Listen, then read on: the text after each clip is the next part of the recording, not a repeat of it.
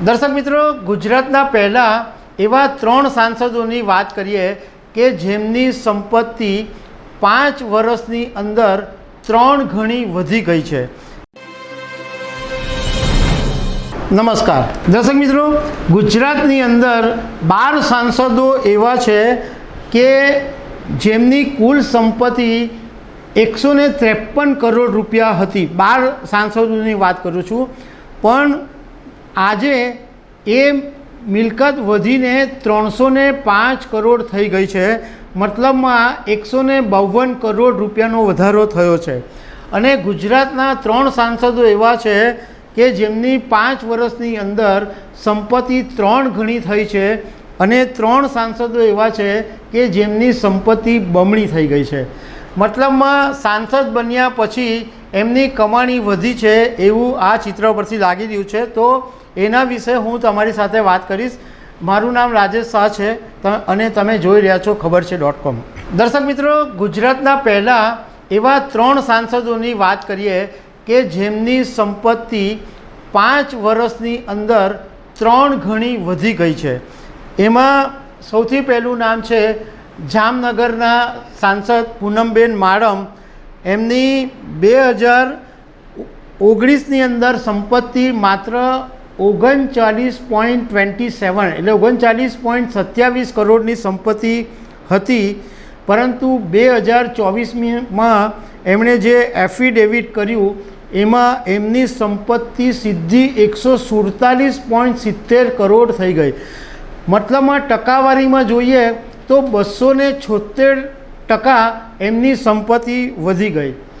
બીજા નંબર ઉપર મનસુખભાઈ વસાવા, જેમની 2019ની અંદર માત્ર 68 લાખ રૂપિયાની સંપત્તિ હતી નેટવર્ક, અને એમનું 2024ની અંદર 2.54 કરોડની સંપત્તિ થઈ ગઈ।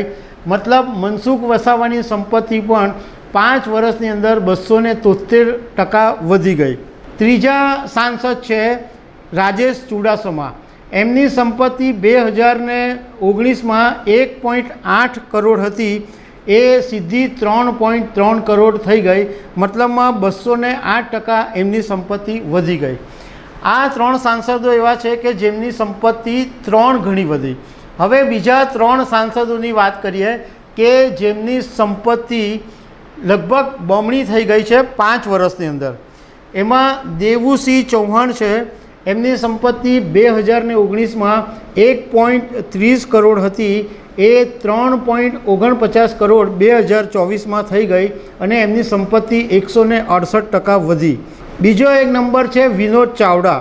એમની સંપત્તિ 2019માં 3.29 કરોડ હતી, એ 7.8 કરોડ 2024માં થઈ ગઈ, એમની સંપત્તિ 115% વધી ગઈ। બીજા એક સાંસદ છે જસવંતભાઈ ભાભોર। એમની સંપત્તિ 2.35 કરોડ રૂપિયા 2019માં હતી, પણ હવે 2024માં 4.83 કરોડ થઈ ગઈ છે। મતલબમાં એમની જે સંપત્તિ છે એ 105 કરોડ વધી છે। હવે બીજા સાંસદોની વાત કરીએ કે જેમની સંપત્તિ પણ વધી છે, એમાં ભરતસિંહ ડાભી। એમની 2019માં 3.77 કરોડની સંપત્તિ હતી, એ 2019માં 6.89 કરોડ થઈ ગઈ, 81% વધી છે।